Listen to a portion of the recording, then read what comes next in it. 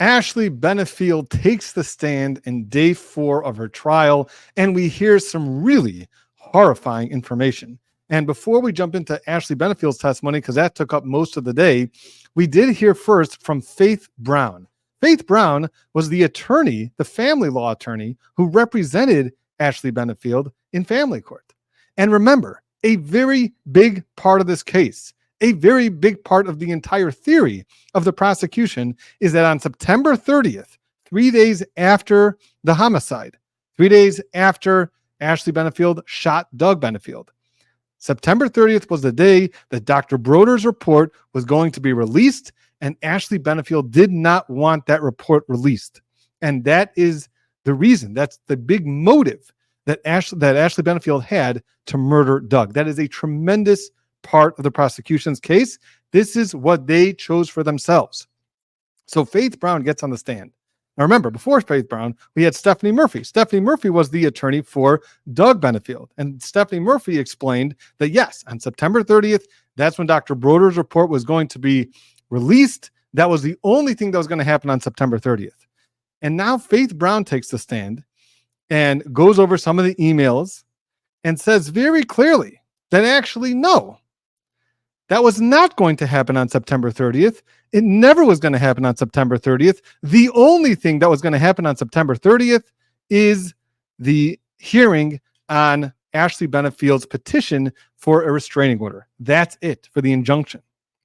So now you have very clear one attorney against the other attorney what was going to happen on September 30th. And remember that here you got the evidence. The emails show that that's all that was documented in the emails. On September 30th, the only hearing going forward was the injunction.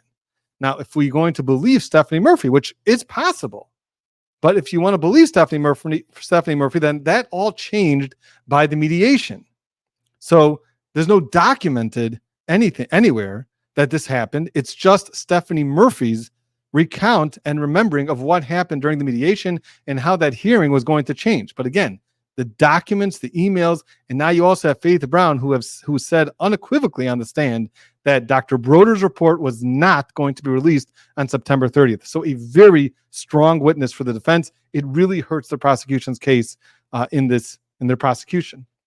All right, now let's move on to Ashley Benefield. So Ashley Benefield takes the stand, and again, I just don't love the sequence of how the defense attorney took her through the order of events here, because what he did is first he went through some of her childhood. Her father was a Navy pilot, now flies commercial airlines as a pilot. She was the only child growing up. She grew up with wonderful values, as she talks about. And then they get into August 25th, 2016, when she met Doug Benefield. And then, and I'm sure that this was planned, I don't know or agree 100% with why he did this, but then he jumped right away to the day of the murder. I don't know why he just didn't continue with the entire story leading up to the murder. I think that maybe would have made a little more sense to show how Doug's behavior kept becoming more abusive and controlling and protective. All of those traits that are going to come out later, I don't know why he didn't slowly bring it out like that. Instead, as soon as he got to, okay, you met Doug on August 25th, 2016, let's jump ahead now to the murder. But that's what he did, so we're going to go through what he did. So on September 27th, she talks about how he came over, and he was, of course, coming over. He was invited over to come help them load larger items onto the U-Haul truck. And Ashley Benefield wanted her stuff separate from Doug Benefield. And when they got into the truck, at some point, Ashley got into the truck to see how everything was being organized. She noticed that Doug mixed them all together. It wasn't clearly separated whose stuff is who. You know, your stuff's over there, my stuff's over here. It wasn't like that. And therefore, she brought it up. She said, what's going on? I told you that we should have them separate so that it's easy to separate my stuff and your stuff. We're going to be living in different places. And he said to her, that's when he got mad, and he said to her, I need you to start acting like a wife. So what did she do? She changed the subject. She was trying to move away from it into a different topic so that he wouldn't get so upset. So she tried to change the subject so that he wouldn't be so upset and threatening. And then at some point she realized, okay, this is not going to go well. And she said, okay, just leave. I'm getting tired. Let's call it a day and we'll come back and finish the job the next day, trying to diffuse the situation. Let's just put a stop to it. And he completely disregarded her. Now, again, this is all her testimony. So whether you believe it or not, we're just going through what she testified under oath. And then we hear about some of the body checking that she testified he did to her. And as she was in the living room at one point, he completely was walking towards her and completely body checked her, shouldered her, and she almost fell down. And he was glaring at her and he was mumbling under his breath. He was very agitated, but refusing to leave. And then again in the garage, again, she suggested, let's be done for the day. And again, he body checked her. Then in the hallway, he's carrying a box, cardboard box, and he just slams it into her. And that's what gives her the scratches by her stomach area. And she apologized. She apologized to him. And again, she said, why are you apologizing? You didn't do anything wrong. Well, because I'm trying to diffuse the situation. This is what people do when they're married to abusive partners or abusive spouses. You try to just apologize. Maybe if I apologize, they'll stop. And that's what she did. And again, she said, let's be done for the day. And then at that point, they ended up in her daughter's bedroom. And she was again saying, let's be done. Let's just leave. Please leave. And let's be done for the day. And then he said the following. This is what he said. He said, shut the F up, and started calling her names. And then he said, I see what you're doing. I can see what you're trying to do. You're trying to get me to leave. And I don't have to leave. I can stay and I can spend the night if I want to, because I am your husband. So what did she do? She tried to run to the door and leave the house. He stopped her. He grabbed her by the hand, spun her around, and said, where the F do you think you are going? And then she said again, I'm done. You need to leave now. And he said, you can't effing leave me. And that's when he hit her. He struck her on the side of her head. And she said that that was the first time that he ever struck her. So what did she do? She ran to her room and she grabbed her gun. She got her gun. And then the next thing that she hears is a door slam. And then she sees Doug standing by the bedroom. And when she saw Doug, his face was red. His veins by his neck were bulging. And he didn't look like Doug. His eyes were black. He yelled at her, you're effing done. What did she do? She pointed the gun at him and said, stop. And what did he do? This is according to her. He got into this fighting stance, like it seems like some sort of karate fighting stance. And at that point, she thought that he was going to kill her. He started coming towards her. He lunged towards her. She pulled the trigger, and somehow he kept coming. And she was trying to back away, move away. He kept coming. She kept shooting. And at some point, his legs flew into the air. And she has no idea how many shots she took during that time. She was just too terrified. She was in shock. She was pulling on the trigger. And that's what happened. Then she ran to the neighbor's house. And that was the end of that story. And now the defense attorney goes back to the beginning of the marriage. So let's go back to the beginning of the marriage now. And what she said was that soon after they got married, she went on a cruise. And she did not take Doug with her. She went on a cruise with her mother, her friends, and they did communicate, meaning she communicated with Doug via text message. And the defense attorney read only specific text messages and was asking her how these text messages made her feel. And this is the text messages that he read. And without the full context, which, by the way, seems a lot worse, and the prosecution does a good job, at least, on cross-examination to bringing out the full context of what happened here, because isolated in a vacuum, these texts look really bad. And they still look bad, even with the context, but the context at least helps the prosecution a little bit. But still, these text messages seem to show what type of person Doug is. And this is what he says. These are the text messages.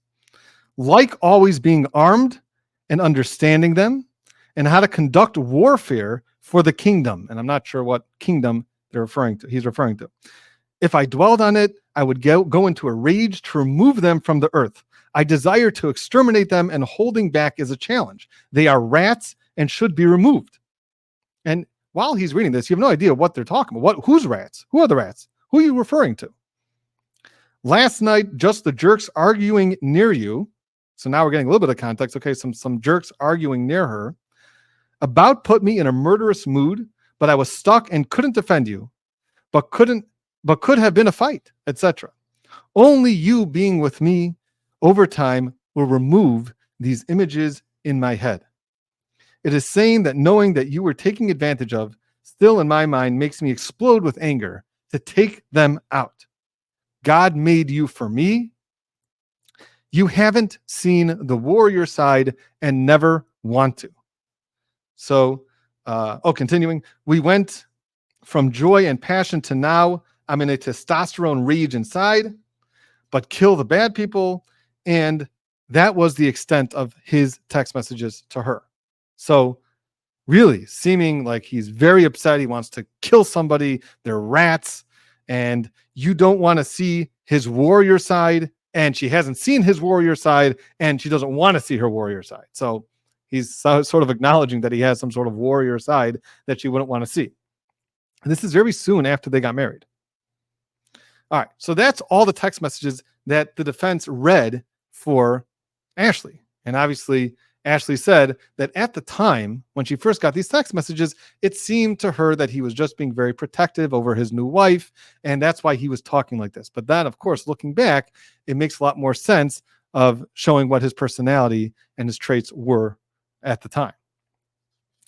So then she testifies that after that cruise, when she got back from that cruise, that's when he really started being controlling and possessive. And he started criticizing everything about her, the way that she did her hair, the way that she did her makeup, the way that she dressed. And she tried to change everything about her to make him happy. Now, that's classic hallmarks of someone who's being abused. Now, again, if you don't trust her and you think she's making this all up, she did the research, and therefore that's why she's saying, these facts, which, again, show that this is an abused person, then fine. That's what you want to believe. And again, this is going to come down to the jury, whether they believe what she's saying or if this is all just one big show. Then she testified that while she was going through some of the property that he had, she stumbled upon an old iPad or old iPhone of his first wife, Renee. So Doug was married to Renee before he married Ashley. And she found the following text exchange between Renee and Doug. And this text exchange between Renee and Doug is really enlightening. This may, in itself, create the reasonable doubt that the defense is looking for. So because the text messages between Ashley and Doug, we're going to be hearing a little bit more context about that later, but these text messages show a whole different picture. And this is, again, Renee, who has been married to Doug. And we don't know how long she was married to him when she wrote these texts, but she was married to him for, seems like 15 years. And listen to what these texts say. I was deeply disappointed that you distorted the truth about who you really were when I married you. I loved you, though finding out what you weren't really what you pretended to be. You kicking me so hard on New Year's Eve, on our honeymoon, because you were having trouble functioning in certain areas. You holding a gun to your head twice in my home that I opened to you with my children that still love you. So we're seeing from Renee that Renee is also talking about him holding a gun to his head, threatening to shoot himself. Having to sell everything down to my wedding ring. Sounds like maybe they got into some financial problems that she was trying to help out by selling everything. Finding out that you were on Viagra, that all you had to do was tell me, I wouldn't care. Trying to film us making love on our honeymoon. Finding out that you wore an eye pencil on and on. I loved you so much. I didn't care. That's why I was shocked to think that you would take pictures of me without asking. So these are text messages from Renee to Doug, and they show an abusive person. Then we get back to some of the personality traits and character traits that Ashley observed or that she experienced from Doug. And this is going back when they first got married. He would fly into a fit of rage. He would break things. He would come at me like he was about to hit me, and then say I was lucky that he punched the walls instead of me. One time he was coming at me, about to punch me, and a dog jumped in between us, and he punched the dog, and the dog got knocked out. He would sometimes throw the cats. One time he threw the cat down the stairs. She always felt that she was walking on eggshells and that she couldn't do anything right. He would call me a whore. He'd call me a slut. One time he pulled out a gun. You heard about that story. We're going to hear more about that story on cross-examination. One time he pulled out the gun when they were having an argument, and he threw the gun at her. And one time when she was trying to leave, he pulled the gun and he held it to his head. Doesn't that sound familiar with like what happened to Renee? And said that he would blow his effing brains out, and I was going to have to watch him. Then he pulled the trigger and he shot a hole in the ceiling of the kitchen. All right, so that was what it was like, some of the instances of this psychological abuse or emotional abuse that, and also the physical abuse, throwing things at her, that she experienced. Now, she did become pregnant after this incident of him shooting in the kitchen, and she testified that the pregnancy was not planned.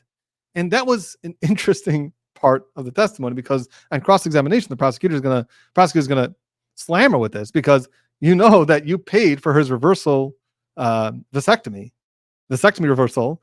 So you knew that if you're going to live together, what do you think is going to happen?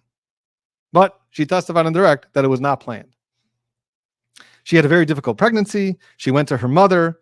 And at that point, when she went to her mother, she decided that she has to leave Doug.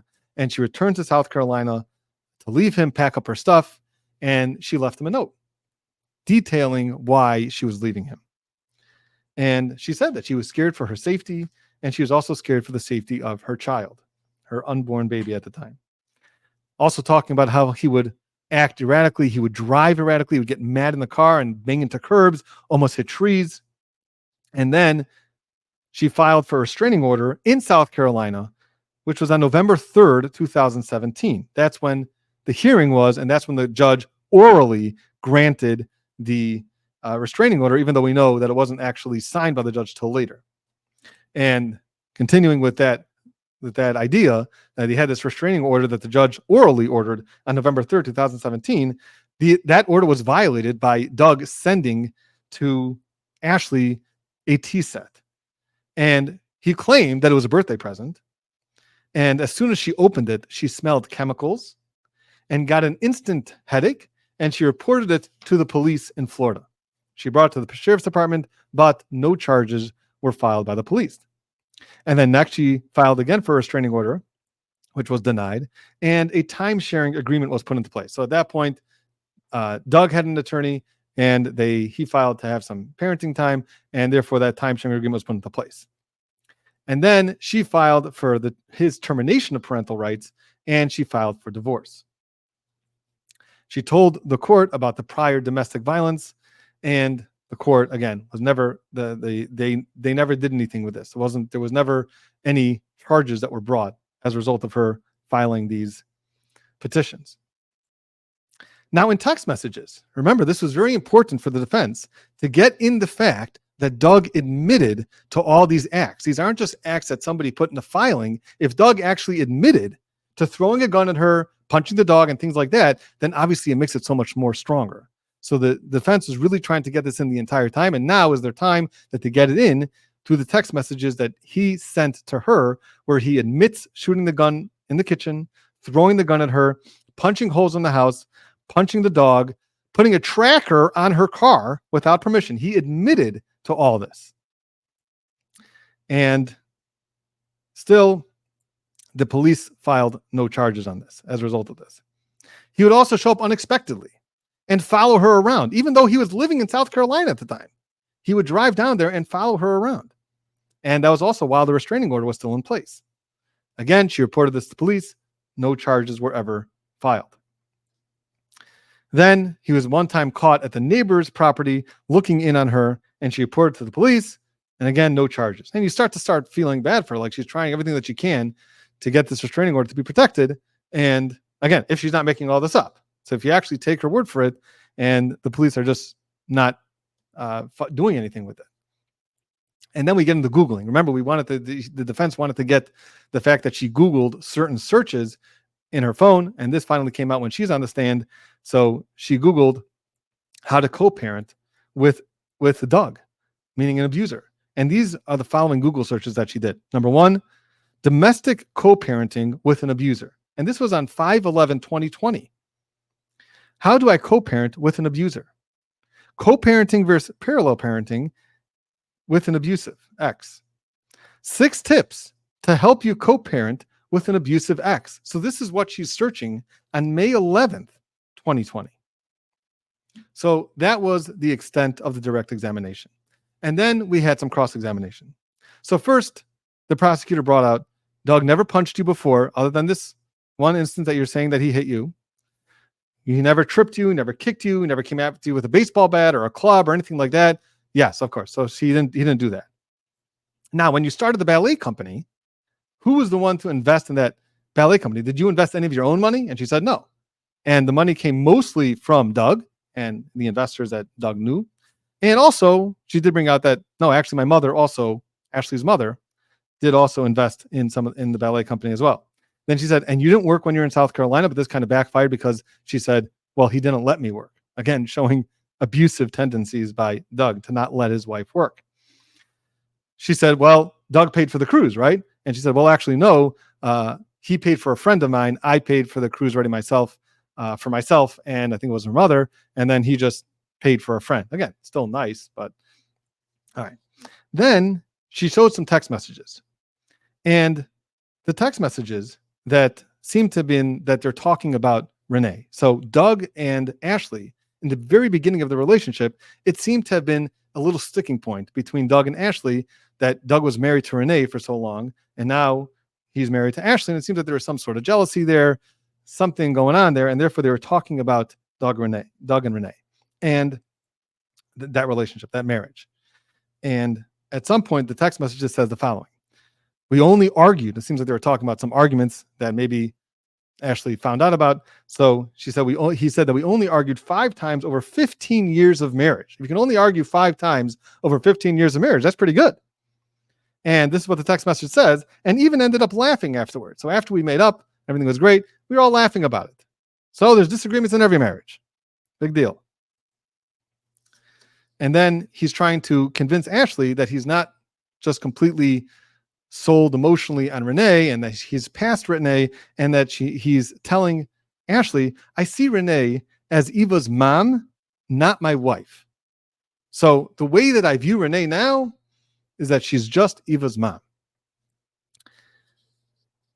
So Ashley wrote back in this text message exchange, well, I'm glad for that. I just wish I could see it that way. And the prosecutor said, you were jealous of that relationship, weren't you? And she acknowledged, she says, yeah, I was initially jealous that I'm this new girlfriend he just met a few days ago before they got married. And I feel like I'm sort of competing with his relationship that he had with Renee. And then what she did was she provided some great context for those text messages that we read earlier about how Doug got so upset and he was going to see the warrior side of him.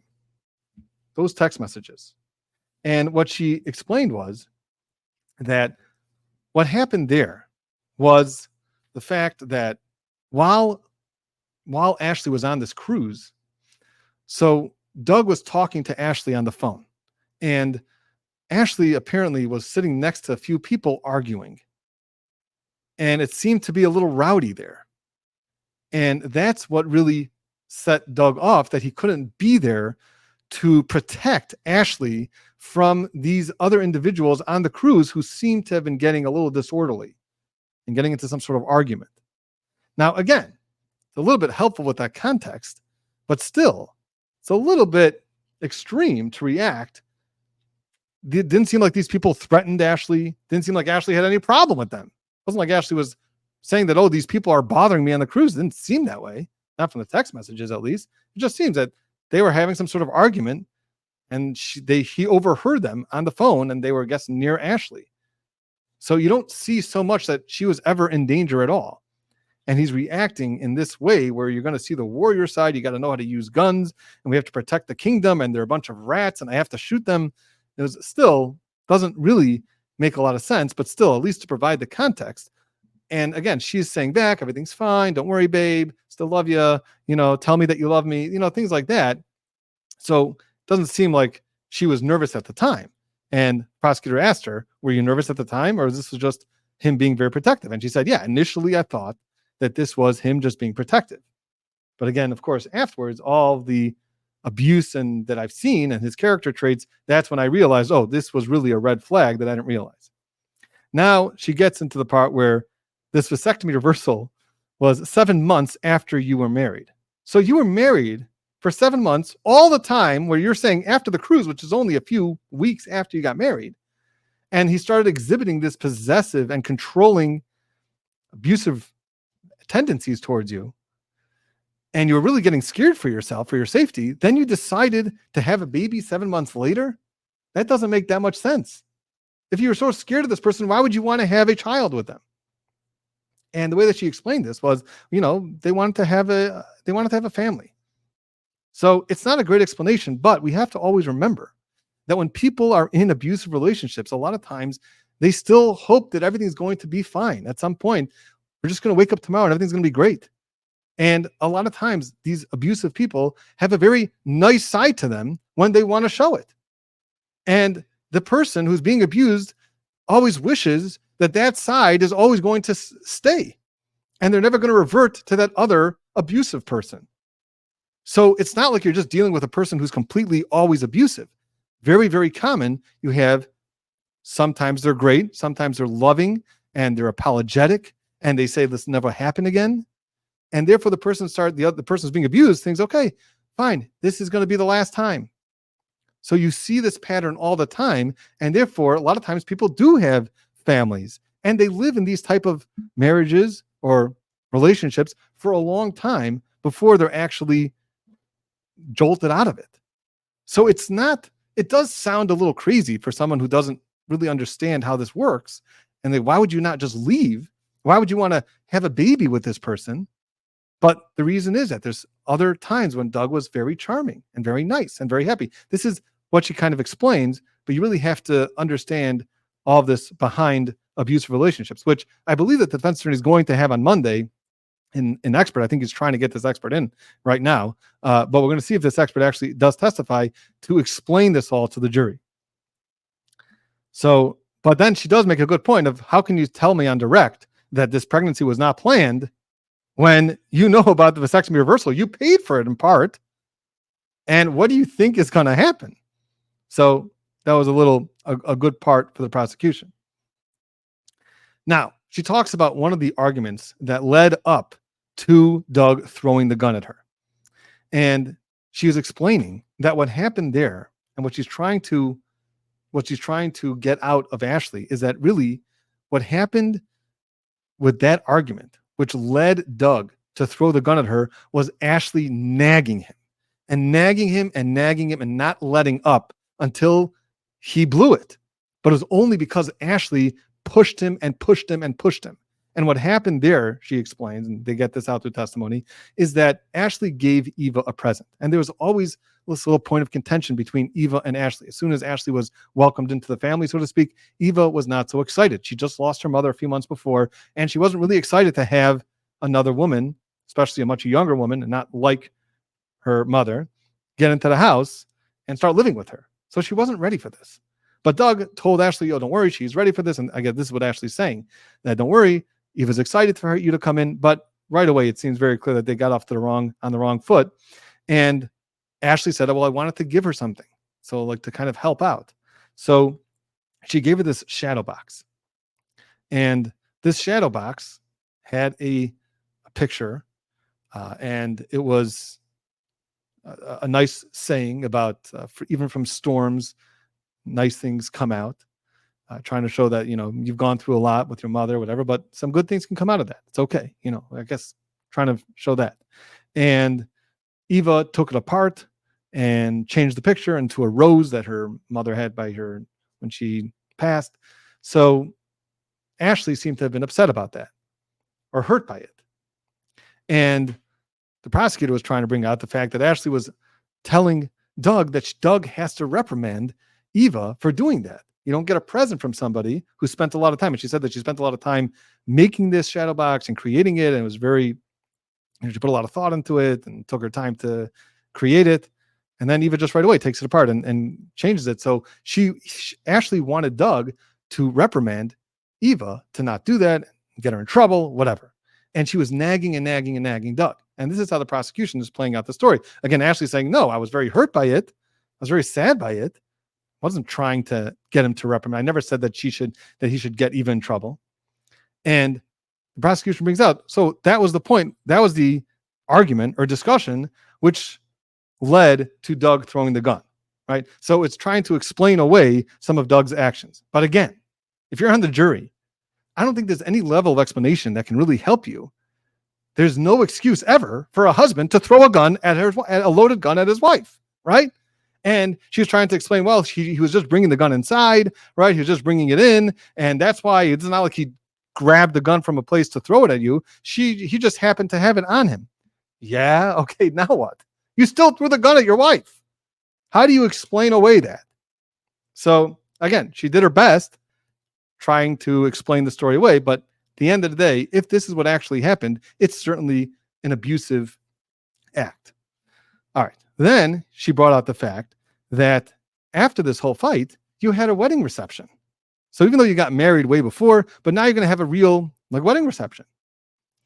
And again, even though you're seeing this abusive behavior, which you're calling abusive behavior, you're still happy to go and have a wedding reception with him. And again, this only is a good question if you don't understand abusive relationships.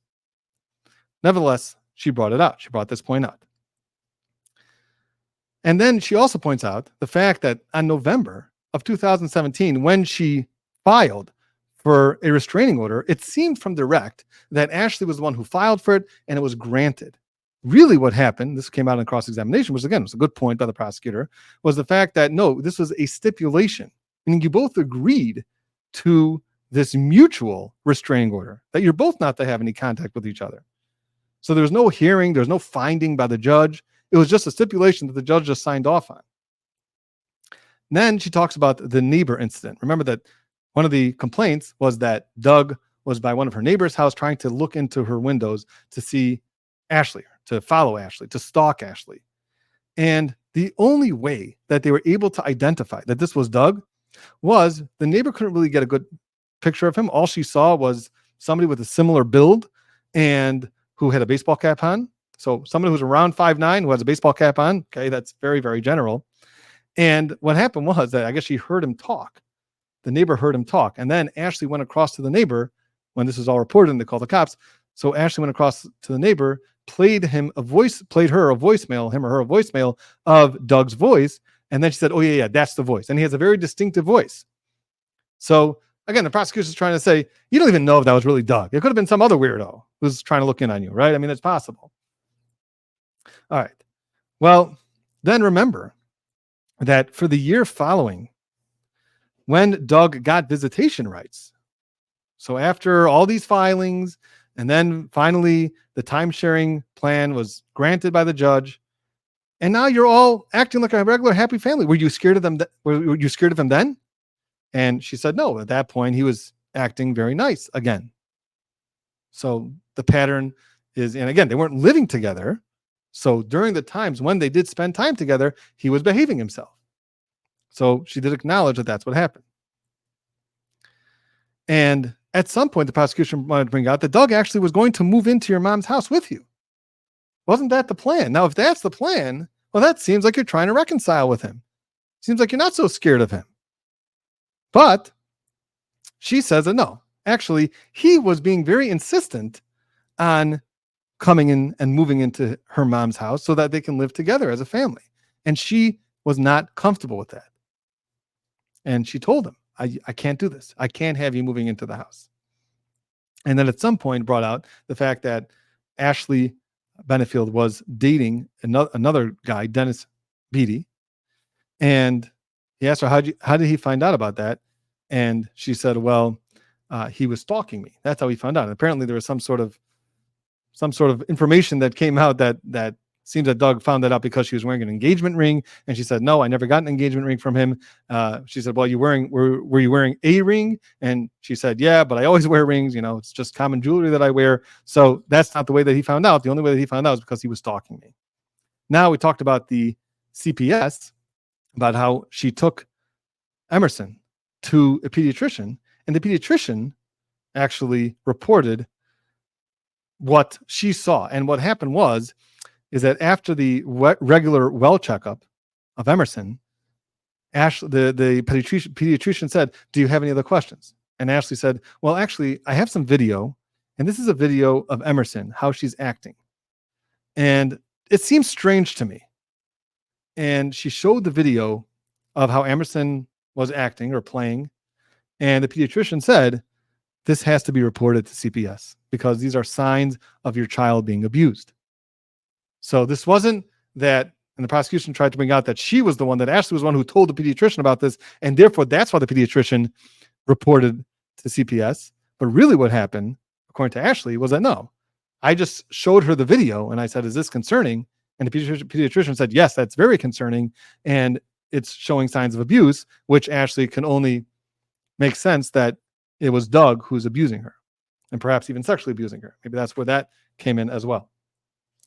Then she also got out the fact that Doug filed for divorce, and then she said, "Well, I filed before him." And then an interesting part is the fact that they agreed to drop everything during the mediation. Right before the shooting, they agreed to drop everything, drop the divorce lawsuits, drop the injunctions potentially, and just move to Maryland together. So why are you dropping everything if you're terrified of the guy? So first of all, she said, "Well, I didn't drop the injunction because the defense attorney, her attorney, not the defense attorney, the family law attorney for Ashley Benefield said that injunction was going forward. That was absolutely going forward on September 30th. So she said, I wasn't sure if I was going to drop that or not. I wasn't sure. I was still toying with that idea. But what she was under the impression of is that in order for her to move to Maryland, that's how she explains it. In order for Ashley and Doug, to move to Maryland, they would have to, it makes a lot more sense to just drop all of the proceedings, the legal proceedings, the family law proceedings in Florida, and then move to Maryland. And if you need to initiate new filings there or proceedings there, then you'll initiate it in Maryland court. But if you have all these ongoing legal proceedings in Florida, it's going to be very difficult for you to relocate to Maryland. And that's why Ashley explained that she dropped all of everything that was going to happen. Again, she wasn't so sure about the injunction, but all the other divorce issues that she was going to, all those filings she was going to drop. And then something happened, which I think really, really backfired against the prosecution.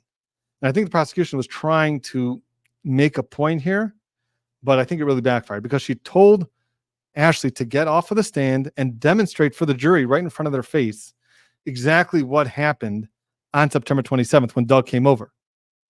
And really, I don't think that was helpful for the prosecution. And then the last part that the prosecution brought out was the fact that there were some pictures of Ashley Benefield and her mugshot, really, which doesn't show any sort of bruising by her eye. Remember that the claim here is that Doug slapped her or smacked her or punched her, somehow struck her by her eye for the first time. And that's what made her scared for her life. And in the first picture that the defense showed, there seemed to be some redness or swelling by her eye. And now the prosecution shows a picture of her mugshot, which doesn't show any bruising by the eye. But again, that picture was taken November 4th, 2022. That's when she was booked. But that was way after September 27th. So the eye could have very easily gotten better by that time. So it wasn't, again, I see what the prosecution is trying to do, but if you're the defense attorney, you're going to pull up that picture and say, this was taken November 4th, a whole almost 6 weeks after this incident, 5-6 weeks after this incident. So it wasn't a smack that she's going to last her for the next month, but we also showed you pictures of what it looked like right afterwards.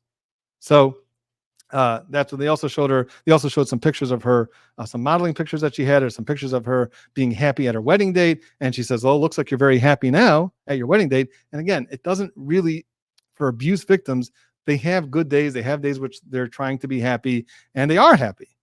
And then when the other side of the person shows up, they're very unhappy and very scared. So that was, in all, Ashley Benefield's testimony. I think watching this, I think she did a great job. I think that she was believable. I think that some of those text messages are really, really hurtful, especially the text messages from Renee. Again, this is not Ashley's text messages. These are text messages from Renee saying that he kicked her and that he was so scary around her, holding a gun to his head. These are all abusive tendencies. And Renee already was noticing these things. So it's not so much of a stretch for Ashley to also feel that Doug was being abusive and that it corroborates what she is now testifying to. So it's not just the jury says, okay, either believe this person who's going to lie through her teeth, because you have somebody else who's corroborating the same exact or similar tendencies that Doug showed and exhibited to Renee. And now Ashley's saying, yes, he exhibited those same exact tendencies to me. And then at the time when he actually was in one of those fits of rage, she can very reasonably assume that her life was at stake. And that's why she had to shoot him. So I think overall, sometimes you have a question about whether your client should testify or not, and you never know what's going to happen in cross-examination. Like I said, the prosecution did score a few points, but I think overall she did a good job, and it was probably the right decision to have her testify in this case, and it may really even win this case for her.